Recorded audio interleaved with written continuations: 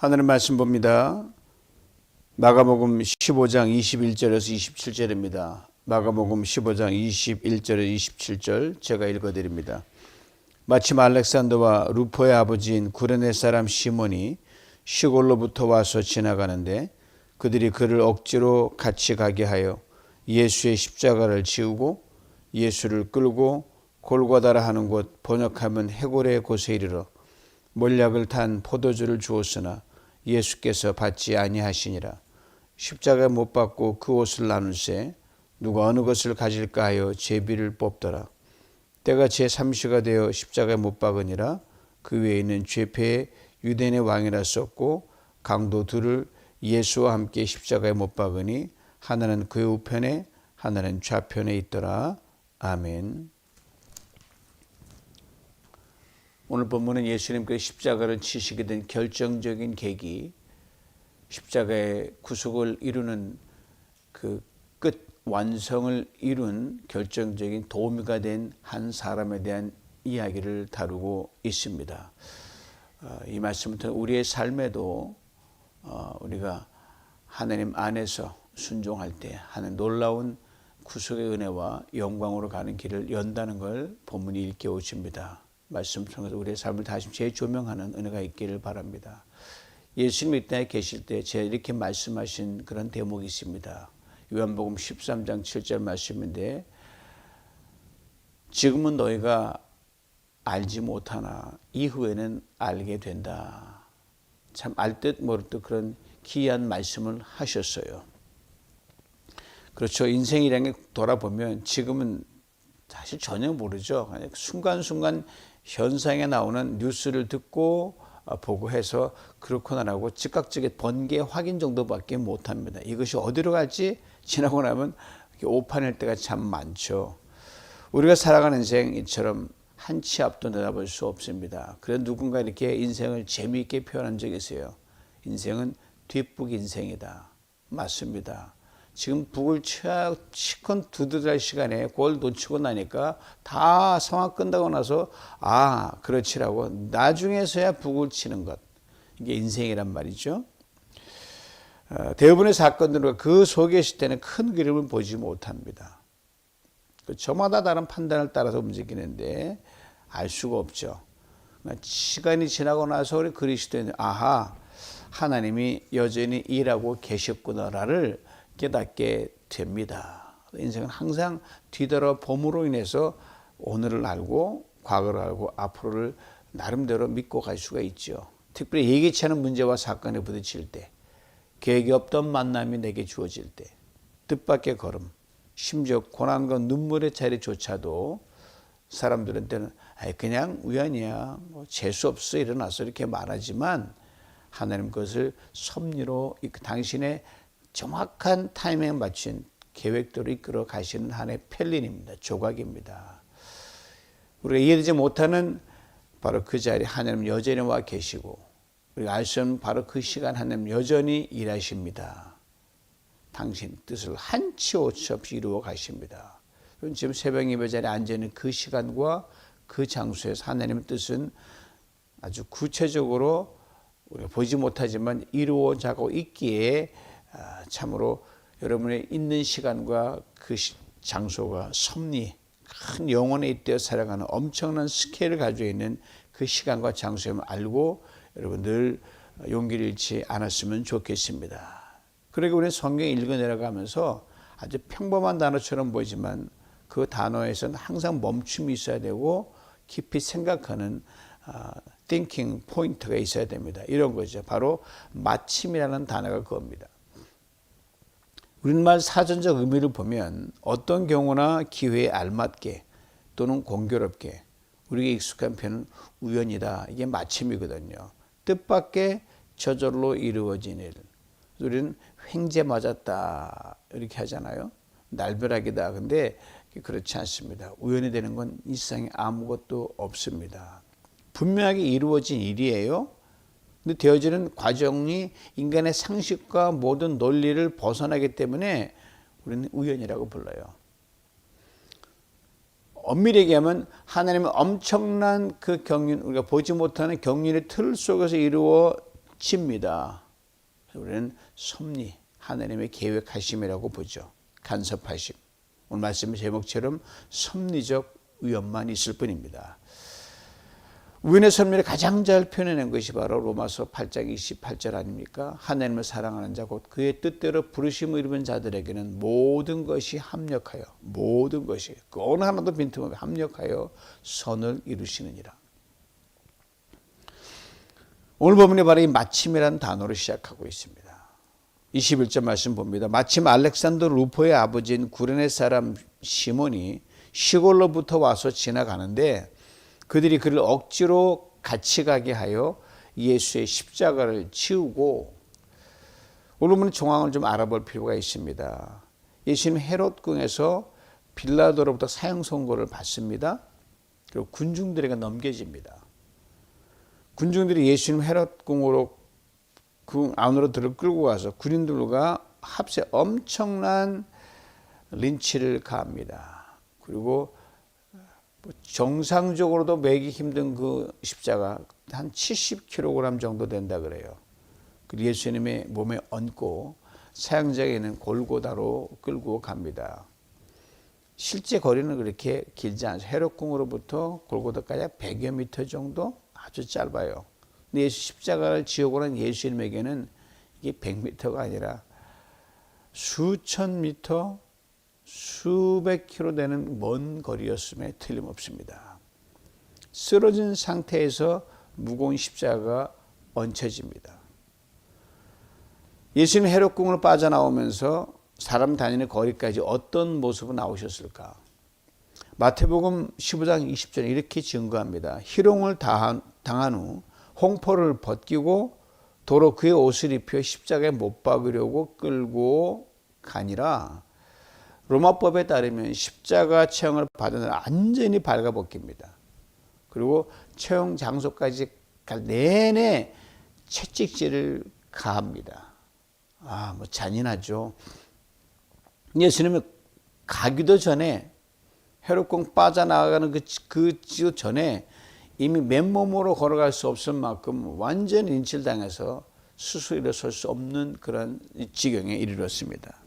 그래서 끌고 갈 수 없다.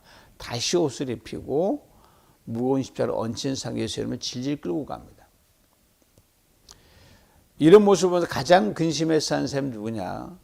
로마 군인들이었어요. 바로 골고다에 도착 전에 기진에 쓰러지면 어떡합니까? 그 죄인의 그 시체를 만지기도 꺼려 하는데, 또 로마법에 저출때 즉시 사형장에 끌고 가자. 빨리 최단 시간 내에 처형하는 것, 그리고 처리해라. 이게 로마법이었거든요. 근데 지체한다. 그런 무거운 질책과 따르는 어떤 지책과 어떤 엄중한 꾸지람을 받기 때문입니다. 일단 빠져나왔어요. 근데 골고다까지 이대로 가기에는 정말 이건 역부족입니다. 힘이 없어가 아니라 끌고 가야 될 사람이 못 가고 있으니까. 여러분, 이 사람이 축 늘어지면 보통보다 몇 배가 무겁습니다. 그래서 어떡할까 고민하는데, 누군가를 잡아 끌어다가 그걸 대신 지게 하면 되는데, 아무리 둘러봐도 그걸 누가 지겠습니까? 두리번두리번 살피다가 건장한 군인들이 대신 누구 가면 어떨까라고 혹시 생각할지 모르지만 그 죄인의 십자가를 누가 지겠어요? 불명예인데 감히 생각 못하죠. 그때 마침 시몬이라는 사람이 헤롯궁 앞을 지나가게 됩니다. 우연히 지나가게 되는 거예요. 우연도 이런 우연이 없습니다. 구레네 사람 시몬이라 그래요. 몇 가지를 짐작하게 해줍니다. 시몬이라는 이름을 통해 유대인 혈통을 지닌 사람으로 알 수 있습니다. 당시 북아프리카에 구레네에 살고 있는 것을 알고 있고요. 유대 나라에 태어나서 글로 갔는지 아니면 거기 태어난 2세인지 모르지만 하여튼 유대인 혈통을 지닌 사람입니다. 6월절 절기를 지키기 위해서 구레네를 출발해서 시몬이 이곳 예루살렘까지 온 것으로 짐작이 됩니다. 오늘 본문의 사건은 훗날 복음서를 기록한 저자들에 대한 의해 기록된 기록이기에 당시 사건의 실시간을 상황을 좀 조명해 볼 필요가 있습니다. 분명 훗날 예수를 믿고 참으로 귀한 믿음의 가문을 이룬 사람이지만 그래서 그의 아들 알렉산더 루포도 여기 나오고 로마서로 나오고 바울의 사역을 힘껏 돕는 믿음의 집안이 됐거든요. 당시 예수를 안 믿었습니다. 아는 바도 없었고요. 오늘 보면 시몬이 살고 있는 구레네들이 시골에 간 걸 봐서 다소 먼 거리를 온 것으로 보이고요. 형편이 넉넉지 못해서 예루살렘 시내 숙소를 잡을 그런 여건이 되지 못했습니다. 게다가 이미 여인숙들은 이미 꽉 풀로 차서 절기를 지키는 사람 많이 와서 도무지 방을 구할 수가 없었습니다. 때문에 외곽에서 절기를 지키기 위해 일찍 예루살렘으로 가던 중 엄청난 이 사건을 목도하게 된 겁니다. 막 헤롯궁을 빠져나온 예수님의 십자가를 그치고 가는 그 모습, 그 누구와 이걸 대신 지게 할 건가 할 때 이 구레네 시몬이 딱 눈에 띈 거예요. 검게 탄 피부, 아주 건장하게 생겼으니까 이놈 잡아서 지게 하면 충분히 되겠다라고 판단을 한 것이죠. 다짜고짜 붙잡으니까. 그다음에 그 외곽에 사니 거기 뭐 온기도 변변치 못해서 장작을 배다 가서 온기를 하고 그래서 어깨에 있는 장작을 다 내려놓게 하고 십자가를 대신 짊어지게 합니다. 무리들처럼 십자가 체험을 구경하러 온 사람도 아니었어요. 자기는 바삐 가던 길에 붙잡혀가지고 이렇게 된 겁니다. 바로 그 헤롯궁을 빠져나온 그 시간, 바로 그 장소에 이 구레네 시몬이 우연히 마주 지나가게 된 거죠. 9년에 붙잡혀서 1급 살인범, 최악의 범인이라는 지고 가는 십자가를 지게 됐으니 말이 아니죠. 이건 난데없이 오늘은 완전히 이게 내게 무슨 재수가 없는 날이냐 여러 가지 생각이 많이 오고 갔을 것 같아요. 결코 내키지 않은 상태였다는 걸 본문이 이렇게 설명해 줍니다. 그들이 그를 억지로 같이 가게 하여 억지로 예수의 십자가를 쭉 그 상황이니까 못 지겠다고 난리 쳤을 거예요 아마. 그러나 그 우악스러운 로마 병정들의 여러 명이 잡는데 뭐 감당하겠습니까? 질 수밖에 없죠. 이 상상하지 못했던 우연의 사건을 통해서 시몬은 그의 일생에서 그리스도를 가장 가까이서 보게 됩니다. 그리고 또 인자로 오신 예수 그리스도께서 잘 정돈된 모습이 아니라 철저히 망가지고 무너진 그 죄인의 짊어진 그 모습 그대로 리얼하게 보는 거예요. 그리고 예수님의 십자가를 지고 간 마지막 사람이 됩니다. 그리고 영원히 기억되는 이름을 남기게 됩니다. 여러분 마태복음 26장 이하에 보면은 예수님께서 장례를 위하여 준비할 때 한 여인이 그 향유 나두 향유를 쏟아서 예수님의 장례를 준비하는 장면이 나오거든요. 그때 예수님이 이런 말씀하셨어요. 내가 진실로 너에게 이르노니 온 천하에 어디서든지 이 복음이 전파되는 곳에서는 이 여자가 행한 일도 말하여 그를 기억하리라 그렇게 말씀하셨거든요. 그래서 그렇게 기억되잖아요. 해마다 사순절이 되고 우리가 복음을 묵상하면서 이 여인이 향유 부인 여인에 대해서는 뭐 수천 년 동안 회자되고 있지 않습니까? 바로 이 여인처럼 예수 그리스도의 십자가 복음이 증거되는 곳에서 구레네 시몬의 이름도 또한 증거되고 영원히 지금 기록되고 남고 우리에게 전해져 내려오고 있고 앞으로도 그리할 것입니다. 이런 것이 가능하게 된 것이 뭐냐? 바로 그날 그 장소에서 구레네 시몬이 십자가의 행렬과 마주친 결과였습니다. 이 우연을 기록하는 오늘 본문을 다시 한번 불러옵니다. 마침 알렉산더 루포의 아버지인 구레네 사람 시몬이 시골로부터 와서 지나가는데 그들이 그를 억지로 같이 가게 하여 예수의 십자가를 지우고 마침 지나가는데 정말 아무리 생각해도 이런 퍼펙트 타이밍이 있을까? 여러분 이걸 이렇게 한번 가정해 보면 알 수 있어요. 만약 그날 시몬이 자기가 묵고 있었던 변두리 숙소에서 조금만 빨리 나왔더라면 어떻게 됐겠습니까? 못 보는 거예요. 만약 시몬이 묵고 있던 숙소에 전혀 정반대 방향으로 왔으면 어떻게 됐을까? 다른 쪽 출입구를 향해 들어오면 어떻게 됐을까? 그 십자가 일행 못 만나는 거예요. 꼭 5분이겠지만 단 1초만 틀려도 스쳐버리는 거예요. 그렇다면 평생 예수님 십자가 양육과 마주칠 수가 없었을 겁니다.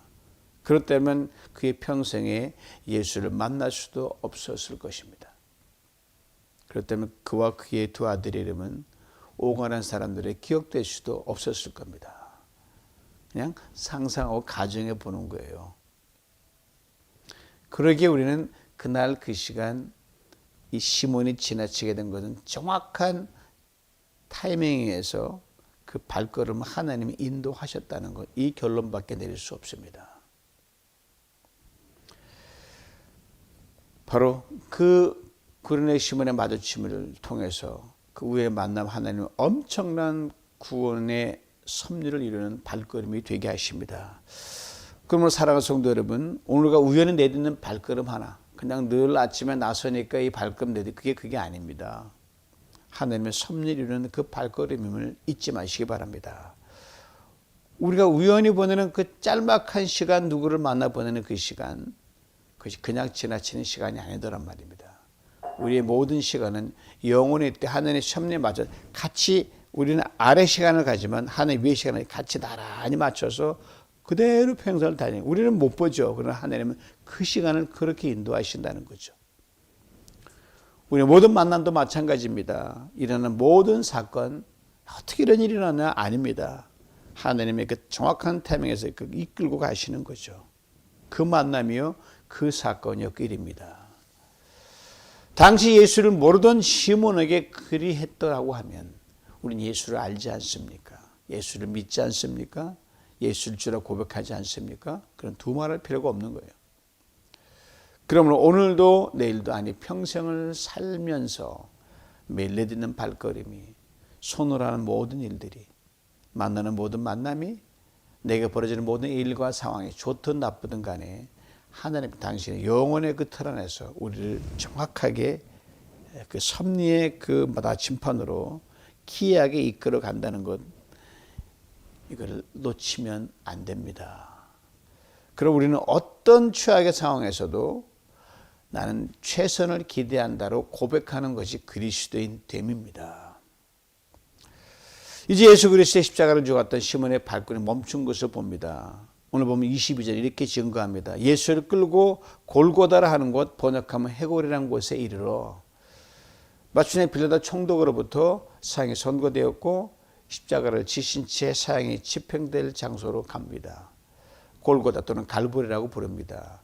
같은 말이에요. 갈보리는 라틴어를 영어로 옮긴 것뿐입니다. 골고다는 히브리 말이고요.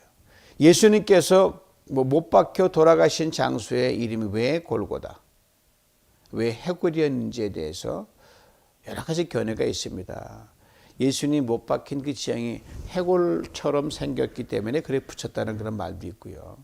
그리고 그 장소 옛날부터 사형 집행 장소였기 때문에 그래 붙였다는 말이 있고요. 또 다른 말은 그곳에 과거 오래전에, 이 전설이죠, 인류 조상 아담이 묻혀 있었기 때문에 그렇다. 여러분, 그것이 왜 골고다나 보다는요, 왜 하필이면 골고다라는 곳이라고 이런저런 이유로 붙여진 골고다에서 예수님이 십자가 체험을 받으셨냐 하는 겁니다. 해골은 죽음을 상징하지 않습니까? 십자가는 생명의 상징입니다. 달라요.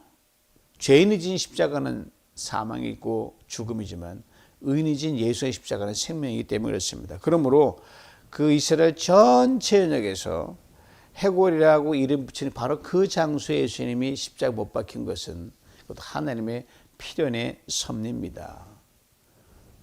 즉 예수 그리스도의 십자가가 머물면 그것이 어떤 곳이든, 즉 사망으로 득식을 한 해골인 그것도 생명의 장소로 바꿀 수 있다는 놀라운 메시지가 우리에게 들려지는 겁니다.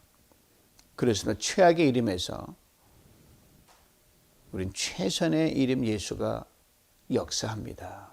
최악의 상황 예수 이름이 선포되면 최선이 되고요. 인생의 모든 사건과 문제에 예수 그리스도의 십자가가 선포되면 거기에 해답이 있습니다. 우리 그리스도는 답을 미리 알고 살아가는 인생을 그리스도라 그러잖아요. 왜? 하나님 틀을 아니까.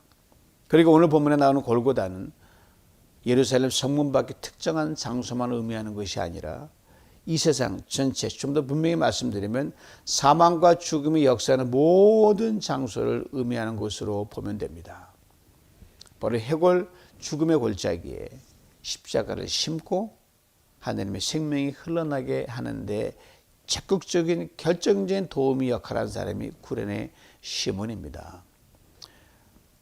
좀 더 분명히 말씀드리면 그날 그 장소에서 구레네 시몬의 우연한 발걸음을 하나님께 예수 그리스도 십자가의 그 행렬과 마주치게 했고요.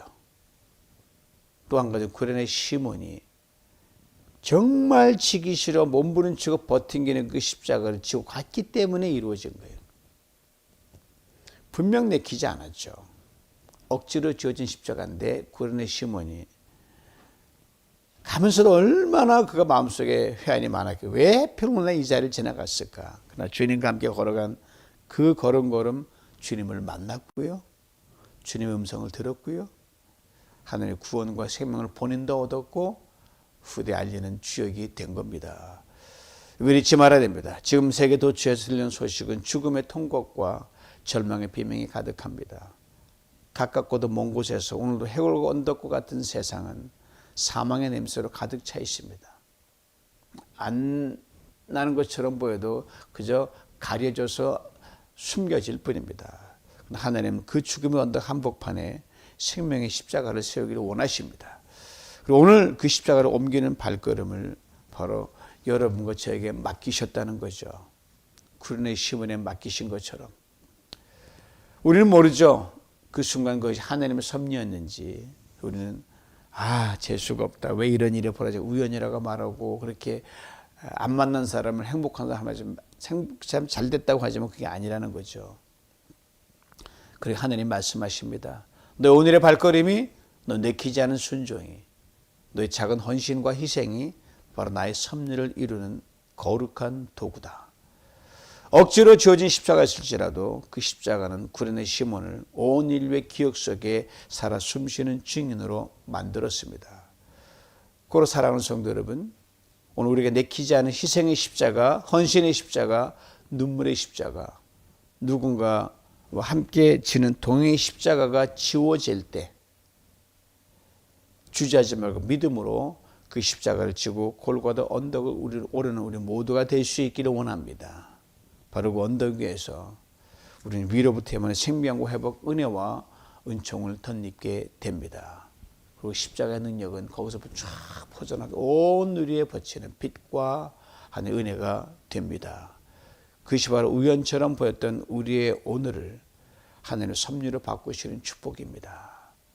우리 인생에 우리를 아무리 지치게 해도 우리 삶이 아무리 버겁고 고통스럽고 절망스러워도 눈물로 매일매일을 지낸다 할지라도 우리가 오늘도 내 몫의 십자가를 억지로라도 지며 집사님 기도한 것처럼 선을 행하고 주님의 몸된 교회와 지체들을 섬기며 복음의 증인으로 살아가기를 힘쓸 때 사람들은 뭐 그저 그런 거 아니야 하지만 하나님은 그걸 필연으로 바꾸십니다. 그럴 때는 험할 수 있어요. 정말 느려서 걷기 힘들 때가 있어요. 하나님은 그걸 반드시 생명으로, 소망으로, 손으로, 축복으로 바꾸십니다. 최악의 자리에서 최선으로, 절망의 끝에서 소망의 새벽으로, 넘어짐의 순간에서 다시 일어서면 은혜로 이끄십니다. 하나님 안에는 그 어떤 것도, 어떤 걸음도, 어떤 생각도, 무엇도 우연은 없습니다. 고로 사랑하는 성도 여러분, 오늘 믿음으로 담대하게 한 걸음 한 걸음 내딛는 여러분 될 수 있기를 축복합니다. 그 걸음을 하나님 당신의 섭리 안에서 오직 은혜로, 오직 선으로, 오직 형통으로 가게 하는 필연의 여정이 되게 하실 줄 믿습니다. 이 은혜를 풍성히 받아 누리시길 주님의 이름으로 축원합니다. 구레네 사람 시몬이 시골로부터 와서 지나가는데 그들이 그를 억지로 같이 가게 하여 예수의 십자가를 지우고 예수를 끌고 골고다라 하는 곳에 이르니라. 기도합니다. 주님, 우리는 오늘 구레네 시몬처럼 우연이라 여겼던 자리에서 하나님의 깊고도 신비한 섭리를 마주합니다. 우리가 지나가는 길 억지로 짊어진 십자가조차도 주님 손에 붙들릴 때 생명을 살리고 역사를 바꾸는 걸음이 되는 줄 믿습니다. 그리고 오늘도 고백합니다. 우연처럼 보였던 오늘의 만남이, 계획이 없던 오늘의 사건이 모두 하나님의 섭리였음을 믿습니다. 주님, 우리가 내딛는 모든 발걸음이 그저 스쳐 지나가는 걸음이 아니라 주의 십자가를 따르는 거룩한 걸음이 되게 하여 주옵소서. 우리에게 내키지 않은 십자가가 지워질지라도 주저하지 않고 힘들지만 믿음으로 그것을 지고 골고다 언덕을 오르던 시몬처럼 주님 길을 따라가게 하여 주옵소서. 주의 음성 듣고 주의 얼굴을 보며 아버지 하나님, 더 은총의 사람으로 우리가 살아가게 축복하여 주옵소서. 그리하여 오늘도 주님의 섭리 안에 생명과 소망과 회복의 역사를 이루는 축복의 통로가 되게 하여 주옵소서. 주 예수 그리스도의 이름으로 기도하옵나이다. 아멘.